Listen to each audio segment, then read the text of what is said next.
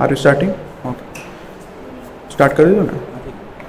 ओम अज्ञानतिमिरान्धस्य ज्ञानाञ्जनशलाकया चक्षुरुन्मीलितं येन तस्मै श्रीगुरुवे नमः। श्रीचैतन्यमनोभीष्टं स्थापितं येन भूतले स्वयं रूपः कदा मह्यं ददाति स्वपदान्तिकं। जय श्री कृष्ण चैतन्य प्रभो नित्यानंद, श्री अद्वैत गदाधर श्रीवासादि गौरभक्तवृंद। हरे कृष्ण कृष्ण कृष्ण हरे हरे, हरे राम राम राम हरे हरे। श्रील प्रभुपाद की जय। तो हम 12th चैप्टर तक आ गए हैं श्रीमद् भगवद गीता के। तो आपको पता होगा हमने डिस्कस किया था कि जो बीच के जो 6 चैप्टर्स हैं, जैसे हम जैम सैंडविच खाते हैं तो बीच का जो जाम होता है वो बीच के 6 चैप्टर्स हैं। तो पहला ब्रेड है वो 1 to 6 चैप्टर्स, फिर जाम आता है वो 7, 8, 9, 10, 11, 12। ये जाम और जाम का ये लास्ट चैप्टर है। तो सबसे पहला 6 अध्याय है वो कर्मयोग के तौर पे बताया जाता है। फिर बाकी के जो 6 अध्याय है वो भक्ति योग है जो अभी लास्ट उसका है, और अंत में भगवान ज्ञान योग के बारे में बात करेंगे। ठीक है, तो ये जो भक्ति योग है उसका लास्ट चैप्टर है जिसका नाम ही भक्ति योग है। 12th चैप्टर बहुत ही अच्छा सा चैप्टर है, बहुत ही सुंदर चैप्टर है और बहुत ही क्लियर कट उपदेश भगवान ने दिए हुए हैं उसमें। और तो ऑब्वियसली इसमें कंटिन्यूटी है कि जैसे 10th चैप्टर में 7th चैप्टर में भगवान ने अपने ऐश्वर्यों का वर्णन किया।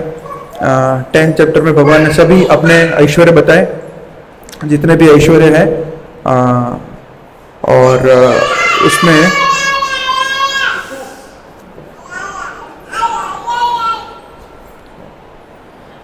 जितने भी जो ऐश्वर्य हैं वो सभी भगवान ने सिर्फ इम्पोर्टेंट ऐश्वर्य बताए। सभी ऐश्वर्य तो नहीं बता पाएंगे क्योंकि उनके भगवान अनंत है, वैसे उनके ऐश्वर्य भी अनंत है। और चैप्टर में हमने देखा था 82 ऐश्वर्य भगवान ने बताए।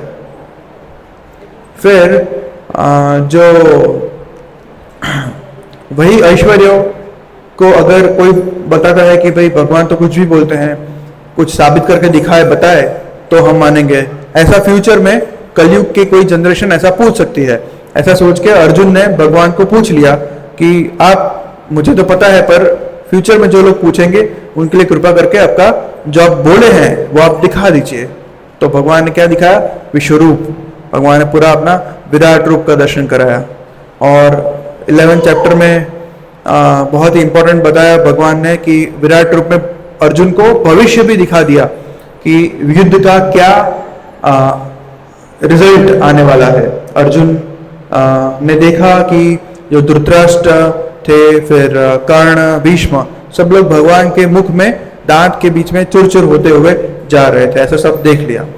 और अर्जुन के पक्ष की और कौरवों के पक्ष की, दोनों के पक्ष के जो सैनिक भगवान के अंदर काल मुख में जा रहे थे। तो विश्व रूप दिखाया, काल रूप दिखाया। और फिर अर्जुन भयभीत हो गया तो उसने चाहा कि मुझे अभी आपके नारायण रूप को दिखा दीजिए। तो भगवान ने चतुर्भुज शंख चक्र गदा पद्म वाला नारायण स्वरूप भी दिखा दिया। और उसके अंत में फिर भगवान ने उनको द्विभुज स्वरूप दिखाया। तो अर्जुन तो ऑलरेडी द्विभुज स्वरूप देख रहा था और भगवान को अपने प्रेममयी चक्षु सखा के रस में था अर्जुन। तो सखा के रस में भगवान का वो से प्रेम करता था वो। तो उसके पास तो वो प्रेम वाले चक्षु थे, प्रेमांजल चुलित भक्ति विलोचन है ना। भक्ति से प्रेम, भक्ति रूपी प्रेम से उसके प्रेम में अंजन था ऑलरेडी, परंतु उसको डिमोशन कराया और दिव्य चक्षु पाए जिससे उसने विश्व रूप का दर्शन किया। और फिर अंत में ये तो 11 चैप्टर से ये भी मालूम पड़ा ये भगवान की जो द्विभुज स्वरूप है वही सारे बाकी के स्वरूपों का उद्गम है। आप हजारों विष्णु स्वरूपों को देख लो, और विश्व रूप है जो मटेरियल स्वरूप है, जो टेम्पररी है, ठीक है। तो ये सारे स्वरूपों को देखा। अब अर्जुन ने मान लिया था भगवान से कि हाँ आप ही, 10 चैप्टर में ही मान लिया था। उसके बाद विश्व रूप आया, और फिर अर्जुन बोलता है कि हमें अगर आपकी भक्ति करनी हो तो हम किस तरह से कर सकते हैं। हो सकता है कि आपके जो विराट स्वरूप हो उसको देखकर कोई लोग मान ले कि यही सबसे बड़ा स्वरूप है, और आपके विश्वरूप की या आपकी शरीर की जो ज्योति है उसको कहते हैं ब्रह्म ज्योति, उसी को सब सर्वे सर्वा मान ले और उसी को भगवान नाम से उसको टैग कर दे और उसी के का ध्यान करे कोई, तो क्या वो अच्छा है या आपका जो द्विभूत स्वरूप है वो अच्छा है। तो अर्जुन क्लियर कट क्वेश्चन पूछ के ये अध्याय की शुरुआत करते हैं, क्योंकि अर्जुन बताना चाहते थे कि एक भक्त जो भगवान के द्विभूत स्वरूप की उपासना करते हैं और दूसरे ज्ञानी जो भगवान के विश्वरूप स्वरूप या फिर उनके ब्रह्म स्वरूप है, जो ब्रह्म ज्योति है, जो उनका अव्यक्त स्वरूप है, उनकी उपासना करते हैं, उसमें से क्या बेटर है, ऐसा अर्जुन पूछना चाहते थे। तो वो क्लैरिफाई करना चाहते थे कि कौन सा स्वरूप सुपीरियर है और कौन सा योगी सुपीरियर है। तो कृष्णा इनका आंसर फिर आगे देंगे। तो अर्जुन पहला श्लोक से बोल रहे हैं। अर्जुन उवाच एवं सतत युक्ता ये भक्तास्त्वां पर्युपासते ये चाप्यक्षरम अव्यक्तम तेषां के योग वित्तमः। अर्जुन ने पूछा, जो आपकी सेवा में सदैव तत्पर रहते हैं या जो अव्यक्त निर्विशेष ब्रह्म की पूजा करते हैं, इन दोनों में से किसे अधिक पूर्ण माना जाए। तो ये पहला क्लियर कट क्वेश्चन पूछा। ये जो हम अध्याय है 12 चैप्टर को मैं आपको बताना भूल गया कि इसको हम 3 पार्ट में बांट सकते हैं। पहले कुछ 7 श्लोक है, उसमें ये डिस्कशन होता है कि भक्ति सुपीरियर है या जो पर्सनल स्वरूप या इम्पर्सनलिज्म, जो उनका बॉडी का प्रकाश है, ब्रह्म ज्योति, वो सुपीरियर है।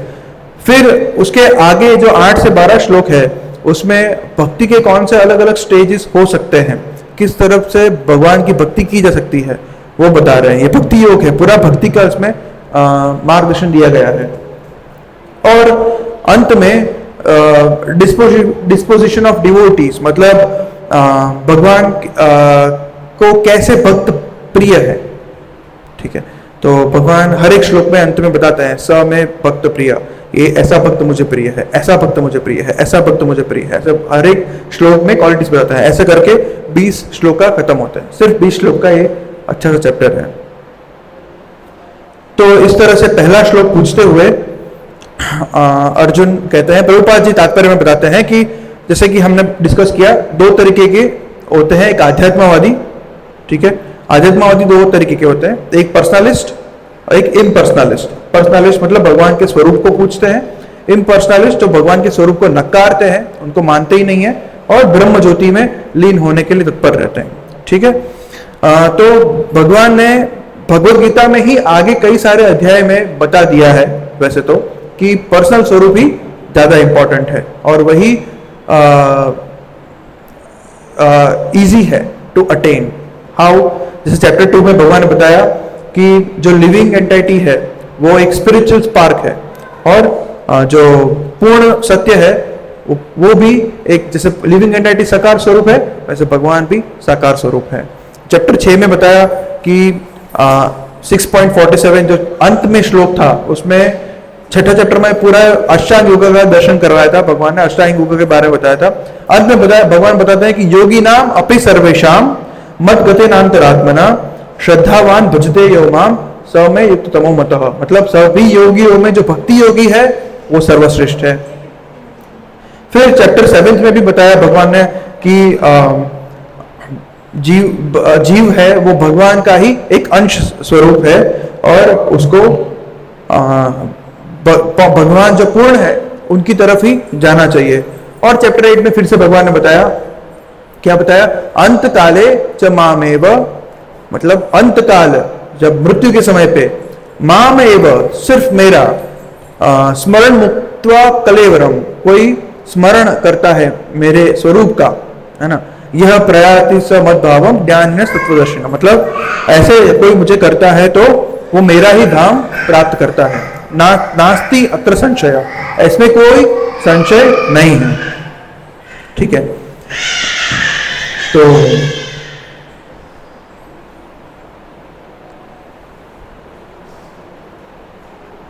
फिर पहले ही क्वेश्चन के आंसर में भगवान क्लियर कट बताते हैं। भगवान क्या कहते हैं? मैया वेश्य मनो ये माम नित्य युक्ता उपासते। अगेन ये नित्य युक्ता उपासते, नित्य सततम, ये बार बार भगवत गीता में आते रहता है। क्यों? क्योंकि हमें भगवान की भक्ति में सिर्फ फ्राइडे जुड़ना नहीं है, हमें नित्य, रोज रोज, हर रोज भगवान की भक्ति, भगवान नित्य मतलब 24/7, इवन कि हमारी नींद भी है वो भी कृष्ण कॉन्शियसनेस हो सकता है। कोई पूछ सकता है कि हम नींद में कैसे कृष्ण कॉन्शियस हो सकते हैं? तो जब हम भगवान का नाम लेते लेते या फिर कोई ग्रंथ पढ़ते पढ़ते जब हम सोते हैं तो हमें सपने में भी ऐसी चीजें आती हैं, और जब हम पूरे दिन सेवा कर कर जब सोते हैं तब जो नींद आती है तो वो भी कृष्ण कॉन्शियसनेस गिनाई जाती है। इवन जब हम वृंदावन जाने वाले हैं तो धाम का तो ये महिमा है कि धाम में जो लोग सोता भी है तो वो दंडवत प्रणाम करता है, धाम का ये महिमा है। धाम में जो सिंपली वॉक करता है तो वो परिक्रमा करता है, ऐसा। और धाम में जब हम जप करते हैं तो जप का भी हजारों गुना ज्यादा फल मिलता है। तो भगवान कहते हैं मई आवेश्य मनो ये माम, मई आवेश्य मतलब मुझ में स्थिर करके, माम नित्य युक्ता उपासते श्रद्धया परयोपेतास्ते में युक्त तमा मतः, जो लोग अपने मन को मेरे साकार रूप में एकाग्र करते हैं और अत्यंत श्रद्धा पूर्वक मेरी पूजा करने में सदैव लगे रहते हैं, वे मेरे द्वारा परम सिद्ध माने जाते हैं। क्लियर कट है, जो साकार स्वरूप की पूजा करते हैं वे परम सिद्ध हैं। ठीक है, भगवान खुद ये बता रहे हैं। ठीक है, तो प्रभुपाद जी कहते हैं कि भगवान के जो शुद्ध भक्त होते हैं वो इसी को फॉलो करते हैं। अब वो साकार स्वरूप में उनका मन एकाग्र होता है और श्रद्धा पूर्वक उनकी पूजा में सदैव लगे रहते हैं। वो कोई भी कार्य करते हैं वो भगवान कृष्ण के लिए ही करते हैं, चाहे वो चैंटिंग हो या हियरिंग करते हैं, या तो भगवान के ग्रंथ पढ़ते रहते हैं, या शॉपिंग करते हैं तो भी भगवान कृष्ण के लिए करते हैं, फिर मंदिर मार्जन करते हैं, या भक्तों को प्रसाद बांटते हैं, या प्रसाद बांट के जो बर्तन होते हैं उनको साफ करते हैं। वो सभी जो भी कार्य करते हैं उसमें कृष्ण ही सेंटर होते हैं। और इस तरह से कोई भगवान कृष्ण के लिए जो कार्य करता है उसको प्रभुपाद जी यहाँ पे बताते हैं, उसे ऐसा गिना जाए कि वो समाधि में है। भले आप कीर्तन करते हो, ग्रंथ पढ़ रहे हो, किसी से बात कर रहे हो, जो ऐसी रजिस्ट्रेशन कर रहे हो, या कीर्तन सुन रहे हो, लेक्चर सुन रहे हो, प्रसाद बांट रहे हो, सब कुछ समाधि में गिना जाता है ना। बाकी समाधि का स्थान कहाँ पे था? अष्टांग योग किसी को याद है? अष्टांग योग के 8 स्तर कौन से थे? यम, नियम, आसन, प्राणायाम, धारणा, ध्यान, प्रत्याहार और समाधि। समाधि इज द लास्ट। पर जो भगवान के बर्तन मांज रहा है वो भी समाधि में है। तब देखिए कि भक्ति का महत्व कितना है, प्रभुपाद जी बता रहे हैं। और ऐसे जो शुद्ध भक्त भगवान के एक भी क्षण वो नहीं घुमाते हैं भगवान की सेवा कर किए बिना, वो लोग सब समाधि में हैं। आगे भगवान और भी बताते हैं कि लेकिन जो लोग अपनी इंद्रियों को वश में करके तथा सबों के प्रति संभाव रखकर, तो अभी भगवान अब जो बता रहे हैं वो किनके बारे में है? जो भगवान के अक्षर स्वरूप मतलब ब्रह्म स्वरूप जो निराकार स्वरूप है उसका जो ध्यान करते हैं उनके बारे में बता रहे हैं। तो ऐसा स्वरूप कैसा है, उसको ध्यान करने के लिए लोग क्या करते हैं, इंद्रियों को वश कर देते हैं। दूसरा, सभी प्राणियों के प्रति संभाव रखते हैं। फिर ये निराकार सत्य की अव्यक्त रूप की पूरी तरह से जो पूजा करते हैं, जो कैसा है, इंद्रियों की अनुभूति से परे है। हम अपनी इंद्रियों से उसको नाप नहीं सकते, वो सर्वव्यापी है, ठीक है, अकल्पनीय है, हम उसकी कल्पना भी नहीं कर सकते। क्योंकि हम देख रहे हैं कि भगवान की शरीर का प्रकाश, जिसको ब्रह्म ज्योति कहते हैं, उस ब्रह्म ज्योति से सूर्य प्रकाशमान होता है और उसी सूर्य का प्रकाश हम पर पड़ता है। तो अभी 12-1 बजे अभी के समय में हम बाहर सूर्य का जो ताप है वो कब तक सहन कर सकते हैं? हाँ, हमारी इंद्रिय से हम उसको सहन नहीं कर सकते। तो ये तो रिफ्लेक्ट होके होके होके आ रहा है हमारे पास। तो भगवान की शरीर का प्रकाश कितना होगा? तो ये वास्ट है, अपरिवर्तनीय है, अचल है, ध्रुव है। ऐसे लोग जो इस ब्रह्म की पूजा करते हैं वे समस्त लोगों के कल्याण में संलग्न रहकर अंततः मुझे ही प्राप्त करते हैं। ये तो कंफ्यूज हो गए। भगवान ने पहले कहा कि जो साकार स्वरूप को पूछते हैं वो मुझे प्राप्त करते हैं और वो परम सिद्ध हैं, और जो निराकार स्वरूप को पूछते हैं वो भी अंत में तो मुझको ही प्राप्त करते हैं। तो क्रैक क्या है इसमें? What is the crack? आइए देखते हैं। तो भगवान ने क्या कहा इसमें कि ये जो ब्रह्म के उपासक होते हैं उनको उपासना करने के लिए क्या करना पड़ता है? इंद्रियों को वश में करना पड़ता है। इंद्रियों को वश करना क्या इजी है? इजी है ना। इंद्रियों को वश कर सकते हैं, इजीली वश नहीं कर सकते। क्यों नहीं कर सकते? कर ही सकते हैं। नहीं कर सकते, ऑब्वियसली नहीं कर सकते। और सभी के प्रति संभाव रखना, क्या ये कर सकते हैं? सभी के प्रति संभाव नहीं कर, कैसा नहीं रख सकते? हाँ, कोई तो पार्टी चुननी होगी ना, है ना। इलेक्शंस जस्ट अभी खत्म हुए हैं, एक तो पार्टी चुननी होगी, जो पार्टी विजेता होगी वो खुश होगी, और वो पार्टी में से जो जिसको मुख्यमंत्री चुना जाएगा वो खुश होगा। बाकी जो दावेदार होंगे वो उसको कैसे खुश करेंगे? अभी ऐसे आप कैसे सबको संभाव रख पाओगे? किसी के पास आप किसी को खुश नहीं कर सकते, सभी को आप खुश नहीं कर सकते। भगवान कर सकते हैं। कैसे? भगवान ने जब काली नाग को जब हराया था तब उसका दमन किया था, तो उसको मृत्यु नहीं दिया था, परंतु उसके पर भगवान ने डांस किया था। तो भगवान के जो पैर थे उसके चिन्ह काली नाग के फैंड पे आ गए थे, तो उसको गरुड़ से भी रक्षा मिल गई थी। तो काली नाग भी खुश और बाकी जो ब्रज के वासी थे वो भी खुश। तो भगवान में ऐसी शक्ति है कि वो सबको संभाव रख के खुश कर सकते हैं, पर हमारे लिए वो बहुत डिफिकल्ट है सबके प्रति संभाव रखना। ठीक है, तो ये सभी क्रियाएं जो है वो अत्यंत डिफिकल्ट है। तो क्या क्या करना होता है? उसको इंद्रिय निग्रह करना होता है, प्रत्येक प्राणी की सेवा करनी होती है।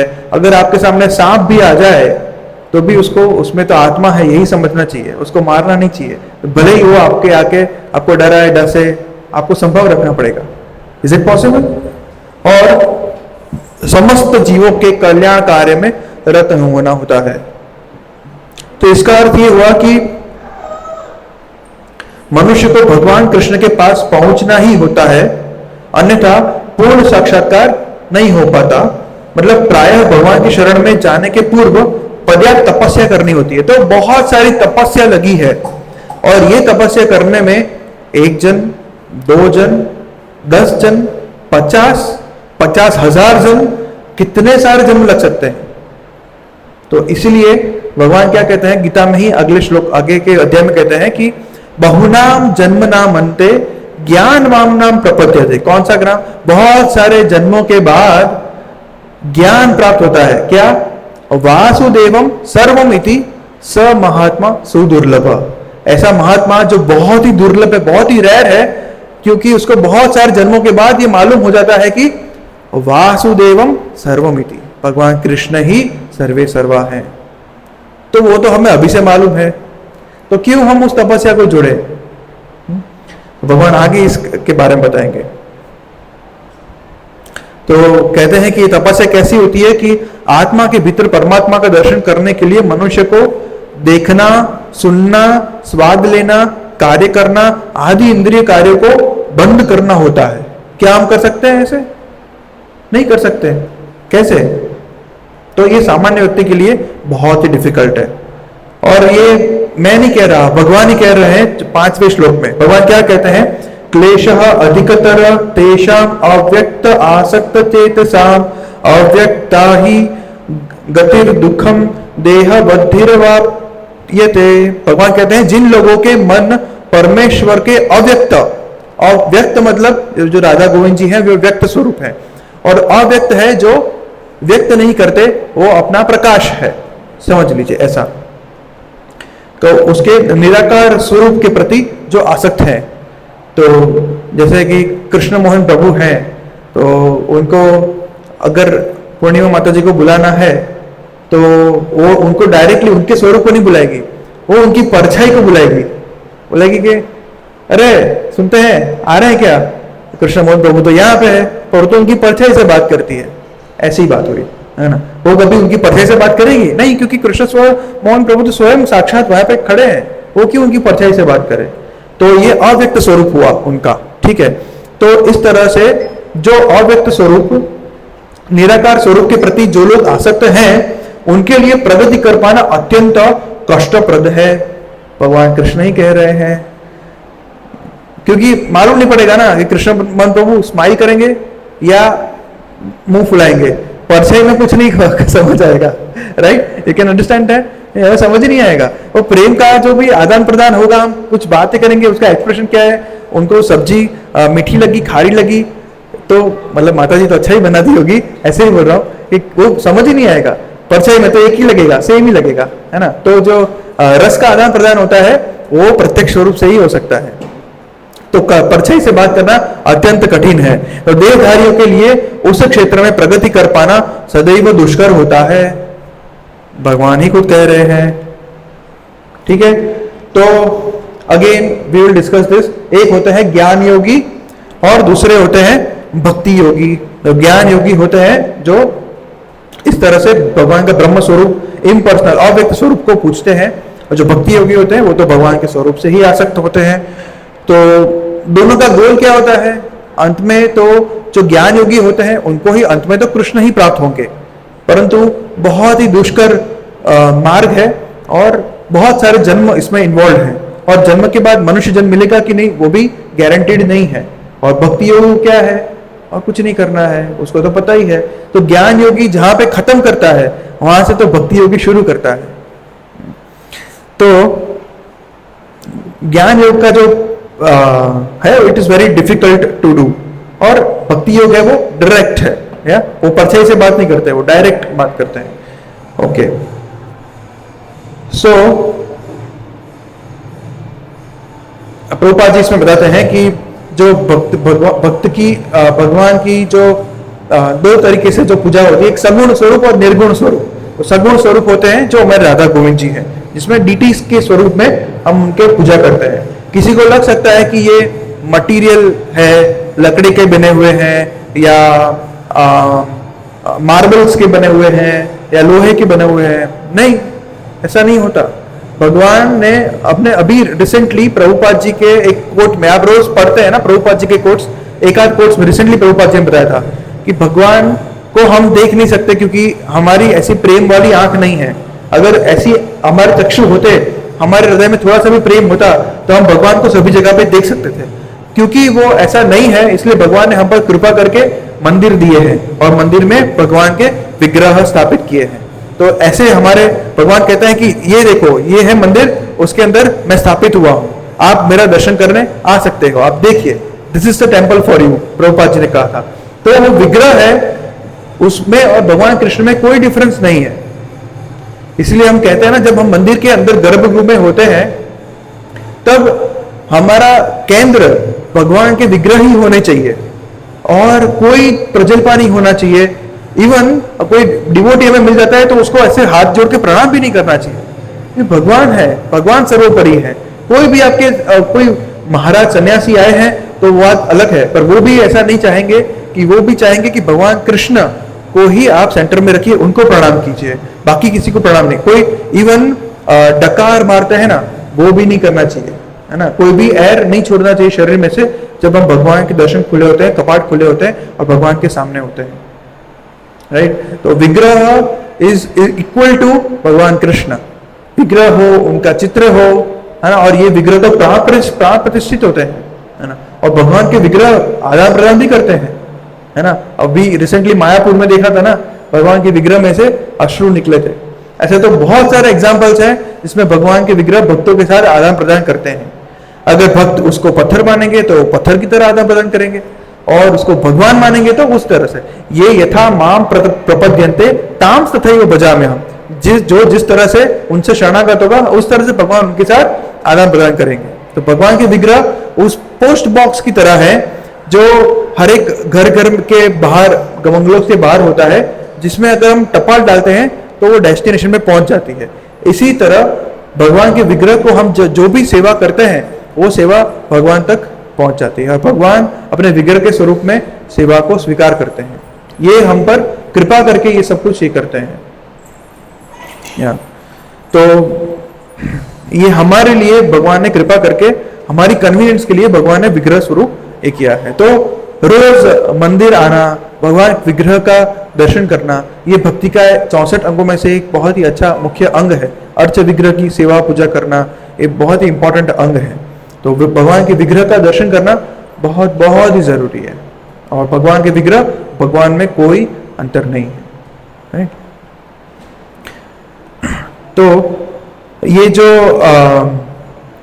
ज्ञान मार्ग है और भक्ति मार्ग है, उसका डिफरेंशिएशन प्रभुपाद जी बताते हैं कि दो चीज होती है। एक तो हम प्रैक्टिस करते हैं, और एक हमें जब रियलाइजेशन होता है। ये दो चीज, प्रैक्टिस मतलब अभिधेय और प्रयोजन, ठीक है। तो जो प्रैक्टिस करने में जो ज्ञान मार्ग होता है वो डिफिकल्ट है। किस तरह से कि हमने बताया कि तपस्या करनी पड़ती है, बहुत सारे वेद पढ़ने पड़ते हैं, संस्कृत सीखना पड़ता है, एग्जैक्ट उच्चारण करना पड़ता है, ऐसे कई सारी चीजें हैं। और भगवान के भक्तों क्या करना पड़ता है? सिंपल चैंटिंग, बस गुरु महाराज का शरण लेना होता है, थोड़े रेगुलर प्रिंसिपल्स रूल्स होते हैं, श्रवणम करना होता है, भगवान की कथा सुननी होती है, ग्रंथ पढ़ने होते हैं, भगवान को भोग लगाना होता है, उसी उच्छिष्ट प्रसाद को खाना होता है। क्या ज्यादा डिफिकल्ट है इसमें? तो भक्ति योग की जो प्रोसेस है बहुत ईजी है। और जब साक्षात्कार की बात आती है तब क्या होता है कि जब इम्पर्सनलिस्ट ज्ञान योगी जब वो पहुंच जाता है अपने चरम सीमा पे, तब उसको साक्षात्कार होता है किनका? सत और चित्त स्वरूप का। भगवान कौन से स्वरूप है? सत, चित्त और आनंद स्वरूप। परंतु जब ज्ञान योगी को साक्षात्कार होता है तो सिर्फ और सिर्फ सत मतलब शाश्वत और चित्त मतलब ज्ञान, सिर्फ ये दो घटकों का उनको साक्षात्कार होता है। परंतु जो आनंद स्वरूप है, जो नेचुरल है, सबको आनंद चाहिए होता है ना। हमारा पहला JOSD का जो टाइटल है वो भी आनंद है ना, हाउ टू फाइंड हैप्पीनेस। तो आनंद सबको चाहिए होता है। तो वो आनंद सिर्फ भक्ति के द्वारा जब भगवान प्राप्त होते हैं तभी पाया जाता है। सत, चित्त और आनंद तब जाके हमें मिलते हैं। और तब जब ज्ञान योगी कोई भक्त की संगति में आता है तब वो भक्ति शुरू करता है, और तब उसको जाके भगवान प्राप्त होते हैं। तो अंत में तो भगवान प्राप्त होने ही वाले हैं। तो या तो आप 22वें माले की बिल्डिंग में चढ़ के जाओ या फिर सुपरफास्ट लिफ्ट में जाओ। आप क्या पसंद करोगे? लिफ्ट में जाना, राइट। तो भक्ति योग इज काइंड ऑफ लिफ्ट। ज्ञान योग जो है उसमें आपको खुद को सोचना पड़ता है, इसकी सहायता नहीं ले सकते, इंद्रिय निग्रह करना पड़ता है, उसको आपको चढ़ के जाना होता है, राइट। तो या फिर भगवान आगे क्या कहते हैं? भगवान कहते हैं कि जो अपने फिर भगवान भक्ति योग, अभी अब तक भगवान बताया कि ज्ञान योग बहुत ही डिफिकल्ट है, बहुत ही दुष्कर है। अभी भगवान भक्ति योग के बारे में बताते हैं। भगवान क्या कहते हैं? ये तो सर्वाणि कर्माणि मयि संन्यस्य मत्परः अनन्ये नैव योगेन माम ध्यायन्त उपासते। जो अपने सारे कार्यों को मुझ में अर्पित करके तथा अविचलित भाव से मेरी भक्ति करते हुए मेरी पूजा करते हैं और अपने चित्तों को मतलब चित्तों को मुझ पर स्थिर करके निरंतर मेरा ध्यान करते हैं, उनके लिए हे पार्थ मैं क्या करता हूं, तेषामहं समुद्धरता मृत्यु संसार सागरात भवामि न चिरात पार्थ मय्या वेशित चेतसाम। उसको मैं जन्म मृत्यु के सागर से शीघ्र ही उद्धार करने वाला हूं। भगवान कितना सुंदर कहते हैं कि जो क्या करता है, ये तो सर्वाणि कर्माणि मयि संन्यस्य मत्परा, अपने सारे कर्मों को मुझे समर्पित करता है। तो भगवान के जो भक्त होते हैं बड़े ही भाग्यशाली होते हैं, क्योंकि भगवान उनका तुरंत उद्धार कर लेते हैं। क्यों?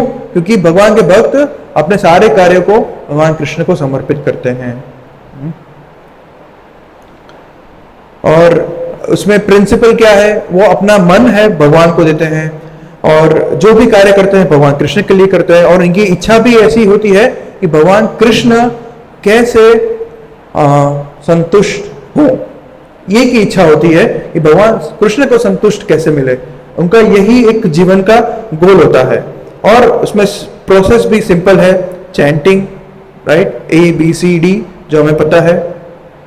अगर ऐसे कोई करता है तो भगवान प्रॉमिस करते हैं कि तेषामहं समुद्धरता, किसमें से, मृत्यु संसार सागरात, सागर, सागर है मृत्यु, जन्म मृत्यु का भव सागर है।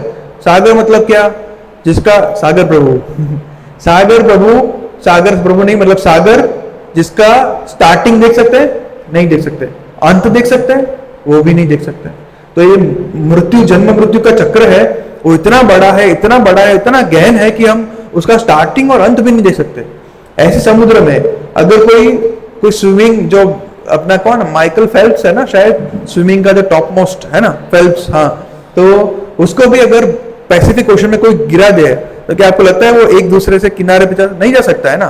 पर तब भगवान आते हैं, ऐसे में भगवान एक नाव लेके आते हैं और बचाते हैं। भगवान कहते हैं कि जो भक्ति योगी होता है, जो मई सर्वाणी कर्माणी किया होता है जिन्होंने, वो उनको मैं तेषामहं समुद्धरता, उनका उद्धार मैं करता हूं। ठीक है, तो एक नारायणीय जो ग्रंथ है उसमें भी लिखा है कि हमें कोई अलग कार्य करने की जरूरत नहीं है। और जब हम कोई भक्तिमय कार्य करते हैं तो बाकी के जितने भी रिचुअल्स, सैक्रिफाइसेस, जितने भी योगी प्रोसेस, उसके सारी बेनिफिट तो मिल ही जाते हैं। तो बाकी कोई रिचुअल्स या कोई भी सैक्रिफाइस, कोई भी यज्ञ या कुछ भी योगी प्रोसेस जो भी आपको करना चाहते हो, वो सिर्फ और सिर्फ भक्तिमय कार्य करने से हो जाता है।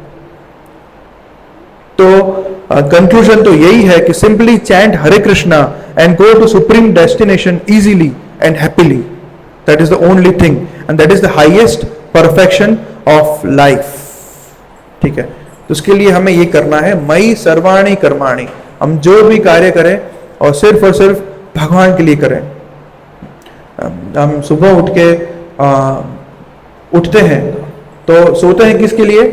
सुबह उठने के लिए, क्योंकि हम सुबह उठ के ब्रह्म मुहूर्त में उठ सके, भगवान का जप कर सके और भगवान का नाम ले सके, मंदिर जा सके।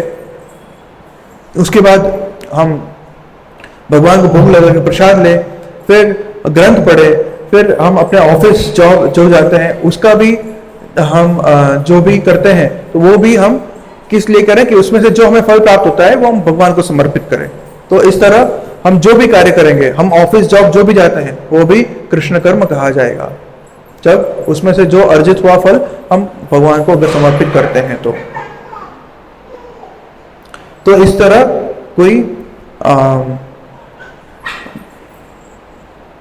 क्योंकि भगवान तो कहते ही है ना, सर्वधर्मान परित्यज्य मामेकं शरणं व्रज अहम त्वाम सर्व पापेभ्यो मोक्षयिष्यामि मा शुचः। तो बाकी सब यौगिक प्रोसेस को छोड़ के सिर्फ और सिर्फ मयि सर्वाणि कर्माणि करना है। मयि सर्वाणि कर्माणि सन्न्यस्य, सारे कर्मों को मुझ में सौंप दो, तो भगवान हमारे उद्धार करने अवश्य आएंगे।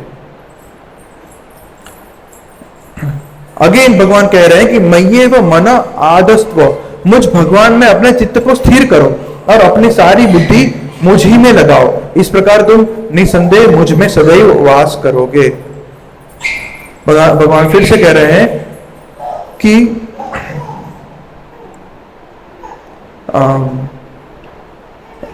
अपना चित्त भी जब भगवान में जब कोई स्थिर कर पाता है तो भगवान को प्राप्त करता है।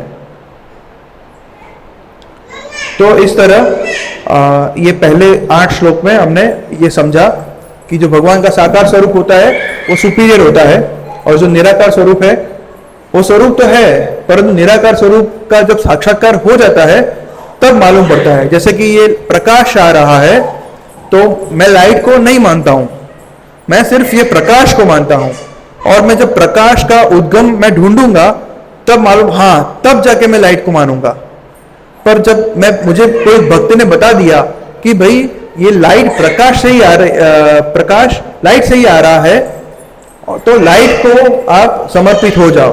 अगर कोई भक्त की संगति से मुझे मिल गई और मुझे समझ आ जाता है तो फिर मैं प्रकाश के पीछे पढ़ूंगा, तो मैं प्रकाश के पीछे नहीं पढ़ूंगा, तो मैं सिर्फ लाइट की ही बात करूंगा, राइट। तो ये उसी तरीके से है कि जो निराकार स्वरूप को बचते हैं और जो भगवान के स्वरूप को बचते हैं। तो अभी भक्ति योग में क्या क्या ऑप्शंस दे रहे हैं, है ना। भक्ति योग में भगवान अलग अलग ऑप्शंस दे रहे हैं। जो पहला ऑप्शन है वो क्या कर सकते हैं, हे अर्जुन, हे धनंजय, यदि तुम अपने चित्त को अविचल भाव से मुझ पर स्थिर नहीं कर सकते तो तुम भक्ति योग के विधि विधानों का पालन करो। सॉरी, पहला ऑप्शन था मुझ भगवान में अपने चित्त को स्थिर करो और अपनी सारी बुद्धि मुझ में लगाओ, इस प्रकार तुम निसंदेह मुझ में सदैव वास करोगे। मतलब ये शुद्ध भक्त के लिए है। शुद्ध भक्त का, जो शुद्ध भक्त होते हैं, मतलब श्री प्रभुपाद जी है, उनके सन्यासी है, वो अव्यर्थ कालत्वम, एक क्षण भी नहीं अवॉइड करते हैं भगवान के प्रति कोई कार्य करने में, और उनका चित्त सदैव उन्हीं में लगा रहता है। और वो कभी भी मतलब फ्री टाइम मिले तो वो सिर्फ और सिर्फ चैंटिंग करते हैं। एक बार प्रभुपाद जी को स्टूडियो में गए थे और स्टूडियो में कुछ सेटअप चल रहा था, सेटअप में टाइम लग रहा था, तो वो लोग साउंड सेटअप कर रहे थे स्टूडियो में। साउंड सेटअप करते करते कुछ आवाज आ रहा था एक साथ, हरे कृष्ण कृष्ण कृष्ण हरे हरे, हरे राम राम राम हरे हरे, हरे कृष्ण कृष्ण कृष्ण हरे हरे, ऐसा आवाज आ रहा था। तो सब लोग ढूंढ रहे थे कि आवाज कहाँ से आ रहा है, इतना लाउड ऐसा परफेक्ट साउंड कहाँ से आ रहा है। तो देखे प्रभुपाद जी चैंटिंग कर रहे थे।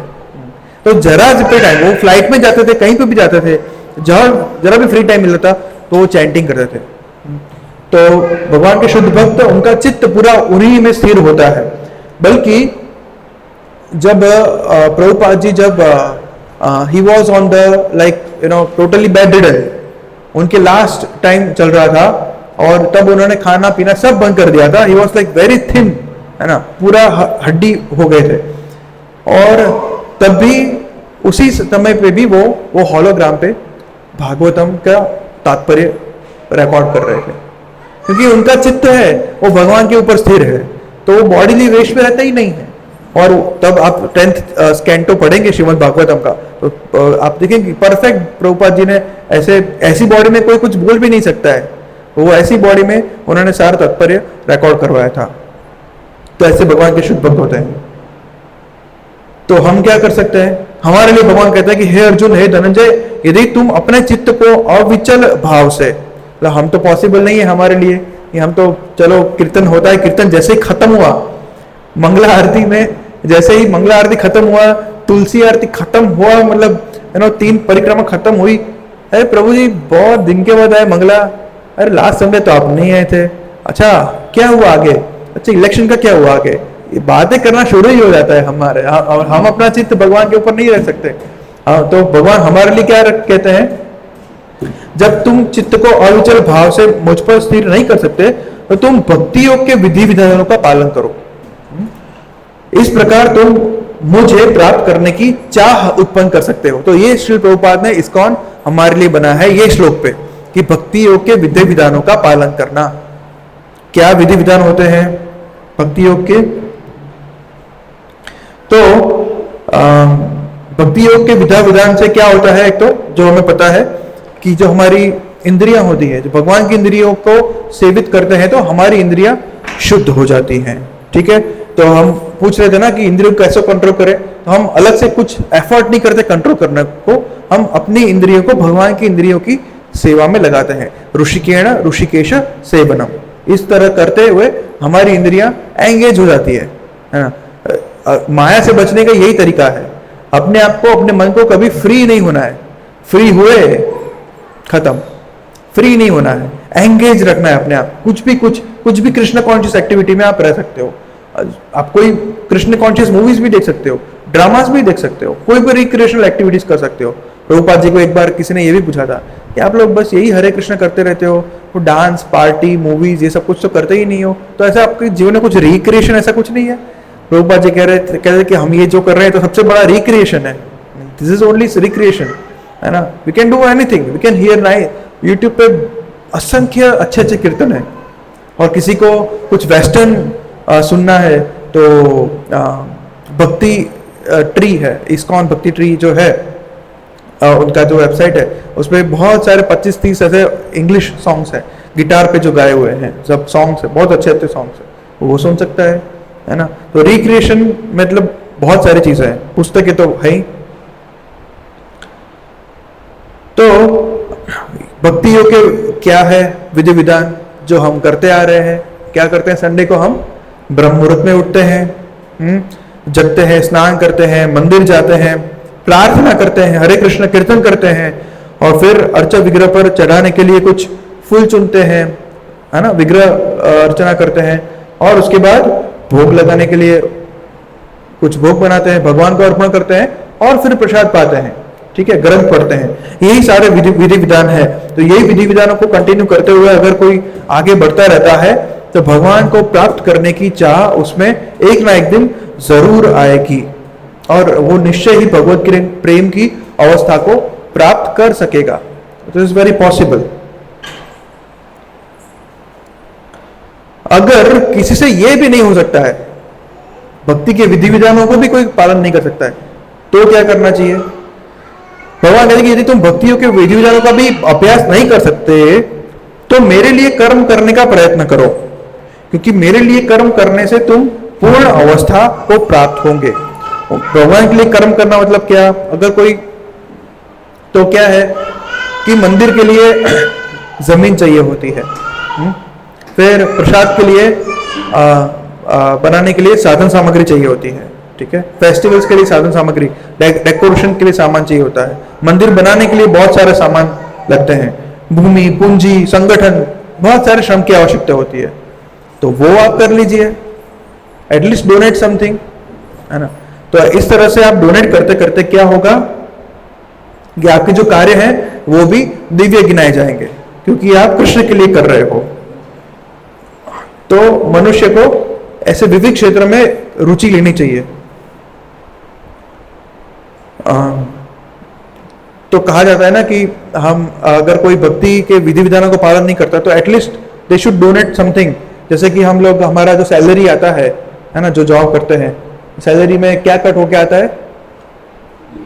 टीडीएस कर, है ना, कितना परसेंट कट होता है? 10% कट होता है।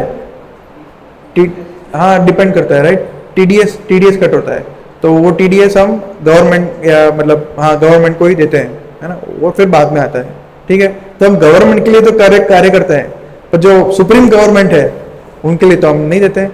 उनको भी टीडीएस देना चाहिए ना, ट्रांसेंडेंटल डिवोशनल सर्विस, टीडीएस देना चाहिए ना, है ना। तो उनके लिए भी हम कुछ ना कुछ, अगर हम पूरा नहीं दे सकते हैं तो हम at least we can, you know, Rupa Goswami ने क्या रिकमेंड किया है, 50% of your wealth should be given for Krishna consciousness. If it is not possible, at least some part should be devoted for Krishna consciousness, है ना। तब जाके हमारा जो कृष्ण नाम का प्रचार है वो आगे बढ़ पाए। तो ये कर्म भी देवी हो जाता है। जो विधि विधानों का पालन नहीं कर सकता, जल्दी उठ नहीं सकता, चैंटिंग नहीं कर सकता, है ना, अब भोग नहीं लगा सकता, तो एटलीस्ट उसको ये करना चाहिए, ये भगवान रिकमेंड कर रहे हैं। अगर कोई ये भी नहीं कर सकता तो क्या? तो भगवान कहता है कि किंतु यदि तुम मेरे इस भावनामृत में कर्म करने में भी असमर्थ हो तो तुम अपने कर्म के समस्त फलों को त्याग कर कर्म करने का तथा आत्मा स्थित होने का प्रयत्न करो। मतलब क्या कि अगर तुम वो भी नहीं कर सकते तो भगवान कहते हैं कि तुम सोशल वर्क करो, कर्म के फल को त्याग दो। मतलब क्या, सोशल एक्टिविटी के वेलफेयर जो होते हैं, है ना, कि आप मतलब वो, उससे क्या होता है कि जो व्यक्ति जो भोग उसका आएगा, है ना, जो भी उसको सैलरी या पैसा मिलेगा, वो खुद के लिए नहीं भोगेगा, वो स्वार्थी नहीं बनेगा। वो दिखेगा कि ये मेरे लिए नहीं है, इसको शेयर करेगा, शेयरिंग इज केयरिंग, वो प्रिंसिपल पे आएगा। ठीक है, तो वो अस्पताल बनवाएगा, स्कूल्स खोलेगा, या ठंडी में क्या बोलते कंबल्स बांटेगा, या फिर गर्मी में छाछ की परब बनवाएगा, ठंडे पानी की परब बनवाएगा। ऐसा कुछ करो। भगवान बोलते हैं कि ऐसा कुछ अपने कर्म का फल इस तरह से आप त्याग करो, है ना, थोड़ा थोड़ा थोड़ा थोड़ा करते रहो। तो उससे क्या है कि आपका जो मन है वो स्थिर होगा, वो धीरे धीरे धीरे धीरे समझेगा कि ये जो हमें प्राप्त हो रहा है वो भगवान की कृपा से ही प्राप्त हो रहा है।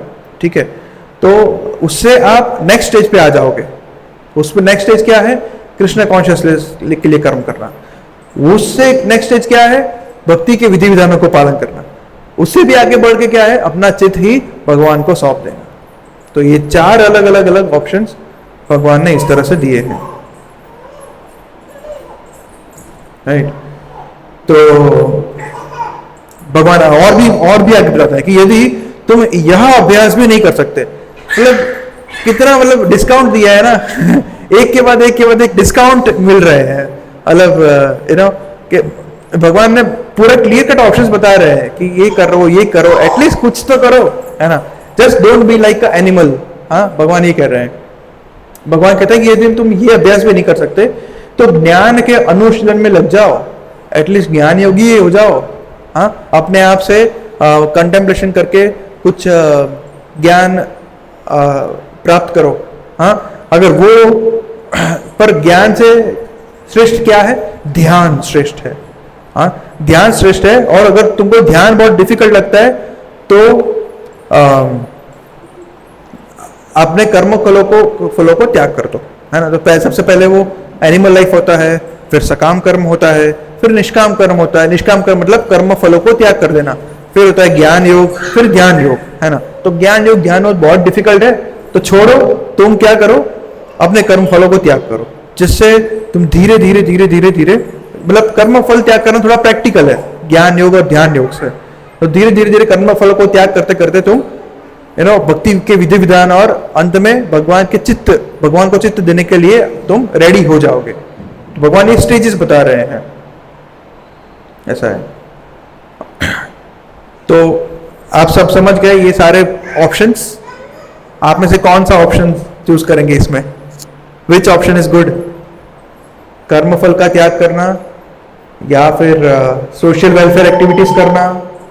भगवान सब कुछ वैलिड बता रहे हैं, पर इसमें जन्म जन्मांतर लगेंगे।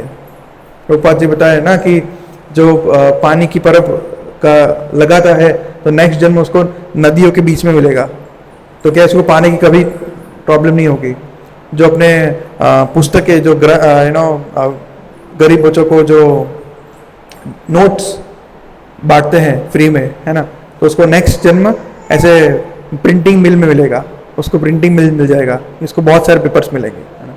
तो जन्म के बाद धीरे धीरे धीरे धीरे करके उसका मन स्थिर होगा और समझेगा कि भाई मुझे क्या करना चाहिए।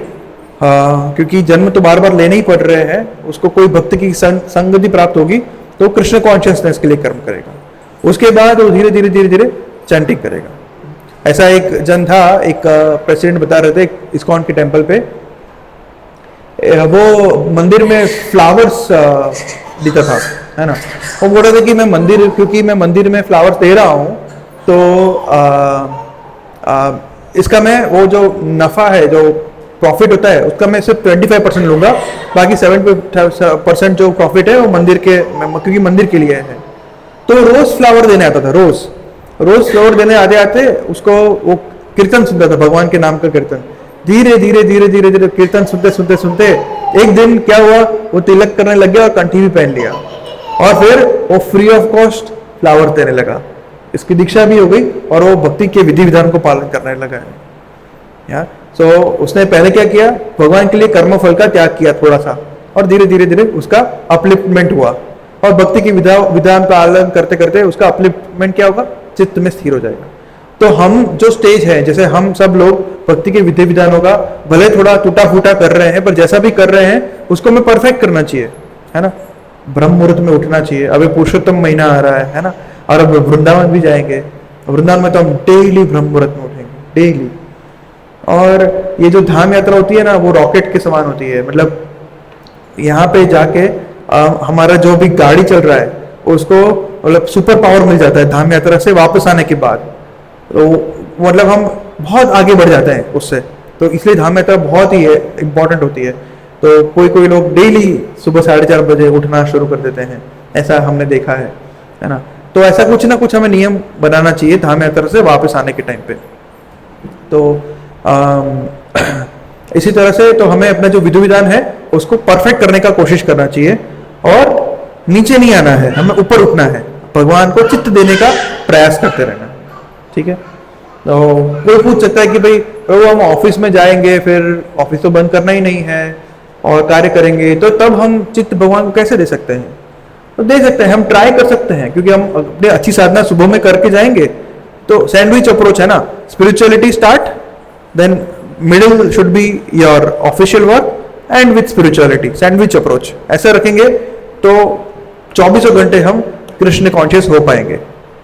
जैसे माँ होती है ना, माँ का जो बच्चा है वो जब स्कूल जाता है, स्कूल है ना, तो स्कूल जाता है तो माँ बच्चे को भूल थोड़ी जाती है, भूलती नहीं है ना, उसके शूज है, उसके कुछ कपड़े देख लिए, उसको देख के तुरंत याद करती है, अरे हाँ मेरा बच्चा, उसने 12 बज गए हैं, टिफिन खत्म किया होगा कि नहीं, अच्छा आज तो एग्जाम में बराबर प्रिपरेशन करके गया था, भगवान उसको सब कुछ याद दिला देना। हाँ, हम याद करते हैं ना, हाँ, हम अपने कार्य में व्यस्त होते हैं, फिर भी बच्चे को याद कर देते हैं ना। ऐसे हम ऑफिस में या अपने कैबिन में कुछ ना कुछ छोटी छोटी कृष्ण कॉन्शियस चीजें रख सकते हैं, है ना। या तो बेस्ट है कि तिलक करके जाने का, क्योंकि तिलक करके जैसे जब कोई देखता है ना हमें, तो हरे कृष्ण बोलते हैं, तो तुरंत हमें हरे कृष्ण याद आता है ना, कृष्ण को चेत दे दिया। तो इसी तरह से हम विधि विधानों को और परफेक्ट कर सकते हैं, और अंत में फाइनल स्टेज है भगवान को चित्त देना, वो हम चित्त स्थिर रखना, अविचलित, चेंज ही नहीं होना, भगवान कृष्ण में से जरा भी विचलित नहीं होना, ऐसा हम कर सकते हैं, ठीक है। तो अभी जो लास्ट पोर्शन है उसमें भगवान भक्तों के गुण के बारे में बताते हैं। भक्तों के गुण कैसे होते हैं? भगवान कहते हैं कि जो किसी से द्वेष नहीं करता, लेकिन सभी जीवों का दयालु मित्र है। एक एक गुण को सुनने, हाँ, जो अपने को स्वामी नहीं मानता और मिथ्या अहंकार से मुक्त है, जो सुख दुख में संभाव रखता है, सहिष्णु है, सदैव आत्मतुष्ट रहता है, आत्मसंयमी है, तथा जो निश्चय के साथ मुझ में मन तथा बुद्धि को स्थिर करके भक्ति में लगा रहता है, ऐसा भक्त मुझे अत्यंत प्रिय है। मद भक्त स में प्रिय, जितने भी ये श्लोक आएंगे इसमें ये रहेगा, मद भक्त स में प्रिय, ऐसा भक्त मुझे पसंद है। We can go one by one qualities. Tolerant, सहनशील होना, है ना, महाप्रभु के शिक्षाष्टकम में हम सुनते हैं ना, सहिष्णुना, तरोरपि सहिष्णुना, एक ट्री के माफक, इतने ताज़ाड़ गर्मी में भी ट्रीज कभी कंप्लेन नहीं करते, वो गर्मी को सहन कर लेते हैं, और 10 डिग्री कम टेम्परेचर हमें नीचे देते हैं। 1 neem tree is equals to 10 AC 2 ton वाले मित्सुबिशी हाई पावर, है ना, तो देते हैं ना, वन और हम उसको ही काटते रहते हैं। तो सी दे आर टॉलरेंट ट्रीज, उनसे सीखना चाहिए कि कितने टॉलरेंट है ना। तो टॉलरेंट भक्त भगवान को बहुत पसंद है। फिर कौन है? भक्त कभी एनवी नहीं करते हैं, non envious, they are non envious, कभी किसी की ईर्ष्या नहीं करते हैं। एक था मुरगरी का कथा सुना होगा आपने, वो ऐसा ईर्ष्यालु था, वो सभी एनिमल्स को जंगल में मारते रहता था, सबको, और मारता नहीं था, वो आधा मारता था, आधा मार के छोड़ देता था उसको तरफड़ने के लिए, इतना गंदा मौत वो देता था, ऐसा वो ईर्ष्यालु इंसान था, सबको मारता रहता था ऐसा। फिर नारद जी ने उसको एक बार मिले उनसे और बोला कि तुम आधा मार रहे हो, कम से कम उसको पूरा तो मारो, उसकी 1 सेकंड में उसका जीव चला जाए एटलीस्ट। तो और फिर उपदेश दिया। तो फिर थोड़े टाइम के बाद आए तो वो भगवान का भक्त हो गया। नारद जी वापस उसको थोड़ा टाइम के बाद मिलने आए, तो दूर से आ रहा था, तो ऐसे कूदते कूदते आ रहा था। क्यों? क्योंकि वो हर एक चींटी को बचा रहा था, तो देखा, तो नारद भगवान के शुद्ध भक्त के संग से वो उसमें ये ऐसे गुण आ गए, है ना, कि क्या गुण आया, समभाव, सभी के लिए संभाव आ गया, है ना। चींटी को भी वो बचा रहा था, क्योंकि वो देख रहा था कि चींटी के में जो आत्मा है और आत्मा के साथ परमात्मा है भगवान, तो मुझे उसका भी उसको नहीं मारना चाहिए। तो जो इसको मार रहा था, आधा मार रहा था, वो ऐसा हो गया, अहिंसक हो गया, है ना। फिर निर्ममा, निर्ममा मतलब मेरा कुछ नहीं है। राजा प्रताप रुद्र जो जगन्नाथपुरी में रथ यात्रा के आगे सोने का या चांदी का झाड़ू लेके क्लीन करते रहते हैं ना, वो एक निर्मम के बहुत ही अच्छे दृष्टांत है ना। वो कहते हैं कि जगत के नाथ तो ये है, ये राज्य मेरा नहीं है, भले ही मैं राजा हूं पर मैं भगवान का सेवक हूं, और मैं उनके बिना पे मैं पूरा राज्य चलाना है मुझे। तो राजा ऐसे हुआ करते थे, है ना। तो राजा के इनके जो पिता थे Raja Pratap Rudra, he was very nice devotee, उनके पिता भी ऐसे ही थे सेम, वो भी ऐसे झाड़ू लगाते थे। एक बार क्या हुआ कि जो कांची नरेश थे, कांची के राजा, तो एक बार ये उनके जो पिता थे प्रताप रुद्र के, उन्होंने डिसाइड किया कि मैं इनके साथ युद्ध करूंगा। तो फिर कांची राजा बोला ऐसा मत करो, अब मैं अपनी डॉटर है वो आपके साथ मैं मैरिज करवा देता हूँ। तो बोला ठीक है चलो युद्ध नहीं करते हैं। तो फिर क्या हुआ कि इन्होंने जगन्नाथपुरी में रथ यात्रा के टाइम पे उनको आमंत्रित किया। तो जो कांची के राजा थे वो आ नहीं सके, उन्होंने अपनी मिनिस्टर और अपनी डॉटर को भेज दिया, जाओ तुम देख के आओ कैसा है। तो गए, तो राजा ऐसे झाड़ू लगा रहे थे भगवान के रथ के आगे। तो ऐसे जब झाड़ू लगा रहे थे देखा ये राजा ऐसा कर रहे हैं यहाँ पे, हाँ भगवान के आगे ये झाड़ू लगा रहा है, यहाँ पे लगा रहा है, रोड पे लगा रहा है, किसी किसी के घर पे भी जाके लगा रहेगा। ऐसी बच्ची ऐसे मेरी बच्ची कैसे शादी के लिए दे सकते हैं। मिनिस्टर वापस गया और बताया राजा को, कांची नरेश को, कि भाई यहाँ पे तो ये हाल है, राजा भी झाड़ू लगाता है। तो बोले कि भाई इनको तो फिर अपनी बेटी नहीं देना चाहिए, भाई ये तो अच्छा नहीं है, हम तो राजा सोच के दे रहे थे, ये तो नौकर है।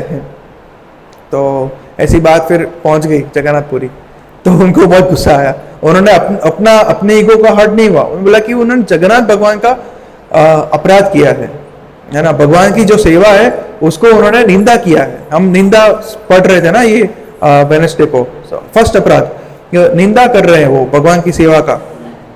मैं युद्ध करता हूँ, फिर वो युद्ध करने चले, युद्ध में वो हार गए। फिर वो वापस आ रहे थे कि मैं जगन्नाथ जी के जो ऑफेंस है उसको डिफेंड कर रहा था, फिर भी मैं कैसे हार सकता हूँ, ऐसा नहीं होना चाहिए। एक ब्राह्मण को पूछा कि मैं कैसे हार गया, तुम बोला कि तुम गए युद्ध करने के लिए, क्या तुमने भगवान से प्रार्थना की थी, कृपा मांगी थी? तो कि नहीं, मैं तो फटाफट हड़बड़ी में निकल गया था। जाओ अभी उनकी प्रार्थना करके जाओ। ऐसे जगन्नाथ जी को प्रार्थना किया और फिर गए। तो उनके युद्ध में कौन आया था? स्वयं कृष्ण और बलराम, और जिनकी सेना में स्वयं कृष्ण बलराम हो तो जीत तो होनी निश्चित है, विजयी हो गए। फिर बोले कि ठीक है जीत तो गया मैं, पर इसके साथ मैं मैरिज नहीं करूंगा।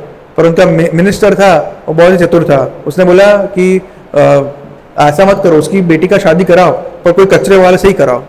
तो जब जगन्नाथ रथ यात्रा वापस आई, भगवान और राजा ने वापस कचरा, देखो आप कचरा निकाल रहे हो ना, अभी आपके साथ ही कराएंगे। तो फिर उनके साथ उनकी शादी हो गई और फिर उनको बेटा प्राप्त हो। जैसा बाप था वैसा ही बेटा था, बहुत ही अच्छा भक्त, और वो क्लीन करता था। आज के टाइम में भी वो ऐसा करते हैं, उनकी जो भी डिनास्टी है वो, है ना। अभी भी यहाँ पे जगन्नाथ अंकलेश्वर में कहीं पे भी होती है तो कोई उनकी प्रतीक के समान ऐसे वो झाड़ू पे स्प्रे करते हैं गोल्डन या ऐसा, और फिर वो करते हैं।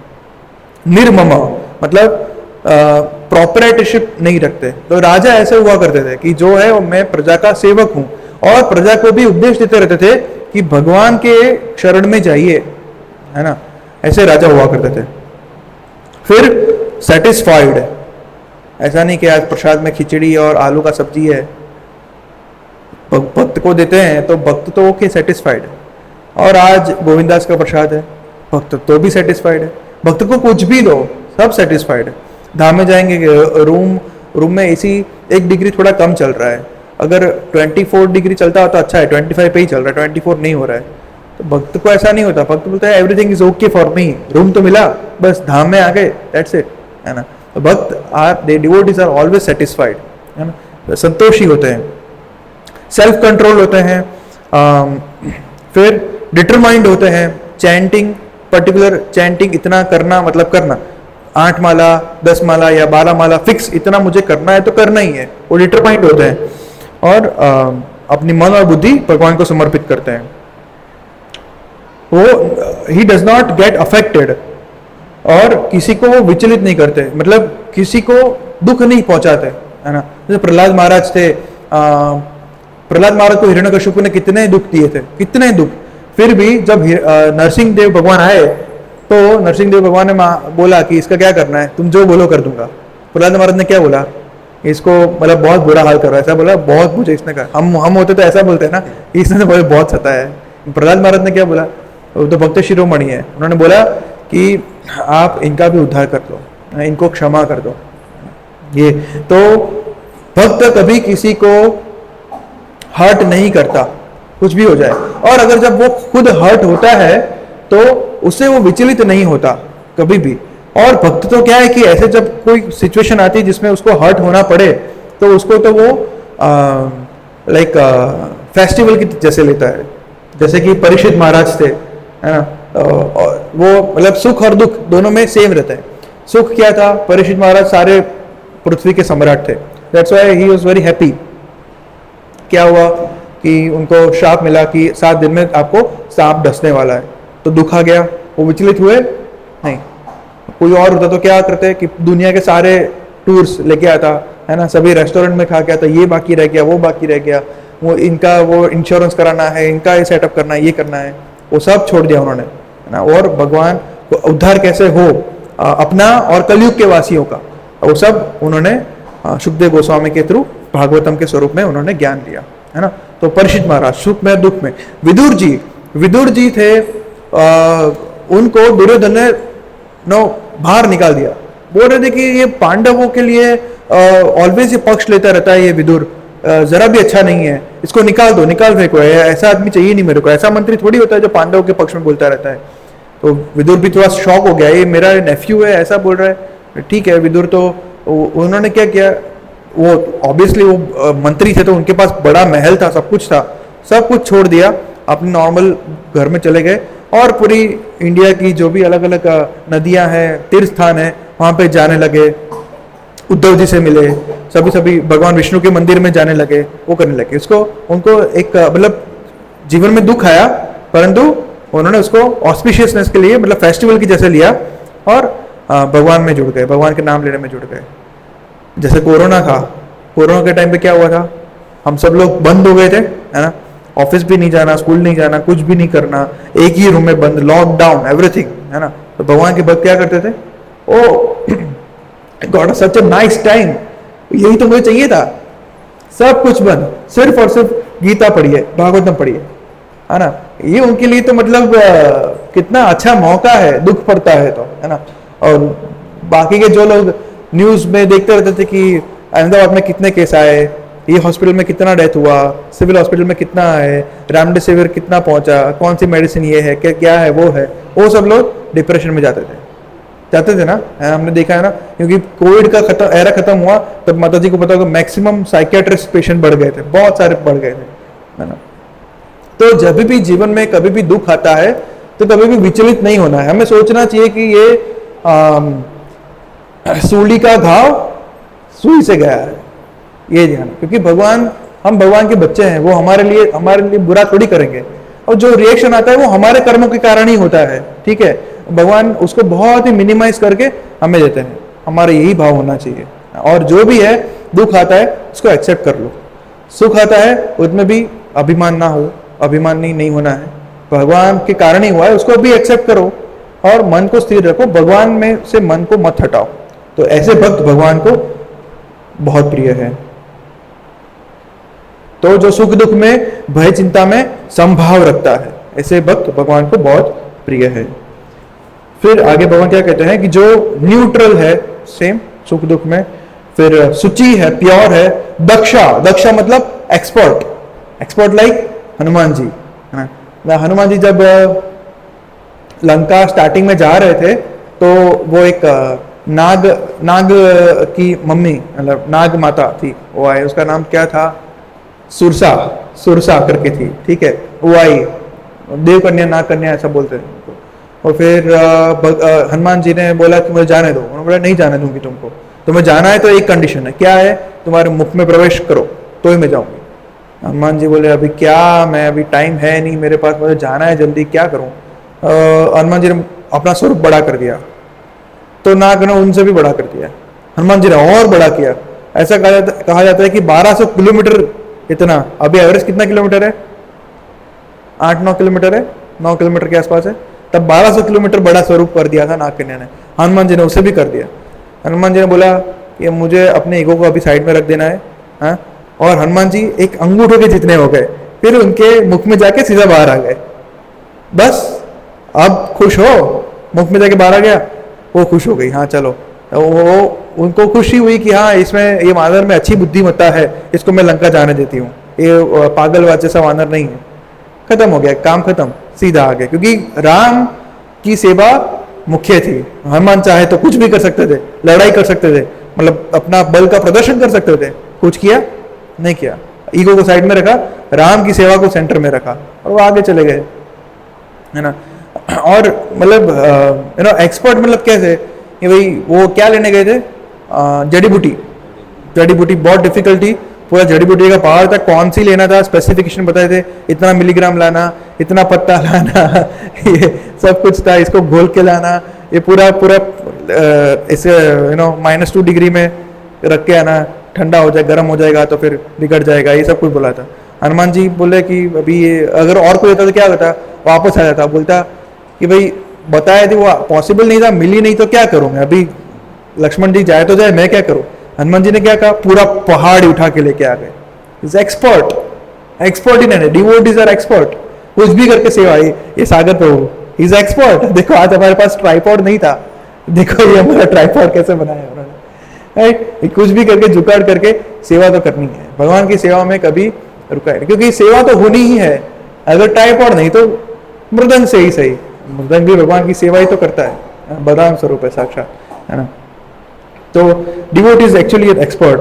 उदासीन मतलब भगवान का भक्त कभी कोई पार्टी में कोई पर्टिकुलर पार्टी का भक्त नहीं बनता आई मीन कोई पर्टिकुलर पार्टी में नहीं जाता, मतलब ही is equal to everyone, obviously वो वोट करता है पर वो डीप में नहीं जाता ऐसा। फिर पेन फ्री रहता है। फिर आपने देखा होगा प्रेमलस प्रभु के घर पे वो जो कदम कानन जोलिनस कदम कानन महाराज का जो तिरुभाव दिन था, तो उस दिन पे हाँ वो बता रहे थे कि जब महाराज अंत समय में थे, उनको सब कुछ छोड़ दिया था, फिर भी he was looking so bright, और वो बोल रहे थे, है ना। तो वो पेन फ्री होता है, उनको पेन होता ही नहीं है, क्योंकि वो शरीर के स्तर पे होते ही नहीं है, वो आध्यात्मिक स्तर पे ही होते हैं, है ना। तो भगवान के भक्त ऐसे होते हैं। तो भगवान कहते हैं कि ऐसे जो भक्त होते हैं मुझे अतिशय प्रिय है। यो मद भक्त स में प्रिय। फिर जो कभी हर्षित नहीं होता, शोक नहीं करता, जो न तो पछताता है न इच्छा करता है, और शुभ अशुभ दोनों के प्रकार की वस्तुओं का परित्याग कर देता है, ऐसा भक्त मुझे बहुत प्रिय है। इसमें बहुत बार अपन पुनरुक्ति होती है ना, जैसे हम लोग अर्जुन पुनरुक्ति अगेन एंड अगेन एक चीज बोला था ना, विचलित होके कि आप मुझे बहुत आपको बार बार प्रणाम, यहाँ से प्रणाम वहां से प्रणाम। इसी प्रकार भगवान यहाँ पे कुछ गुणों को अगेन एंड अगेन बता रहे हैं। इसका अर्थ यह है कि ये गुणों को अपने जीवन में कल्टीवेट करना कितना महत्वपूर्ण है। इन गुणों भगवान बहुत सारे गुण अगेन एंड अगेन बता रहे हैं। भगवान अगेन बता रहे हैं कि जो मित्रों और शत्रुओं के लिए समान है, भक्त के लिए कोई शत्रु है ही नहीं, है ना। और जो मान और अपमान में सेम है, गर्मी और ठंडी में भी सेम है, सुख दुख अगेन सुख दुख में सेम है, यश हो या अपयश हो उसमें भी संभाव है।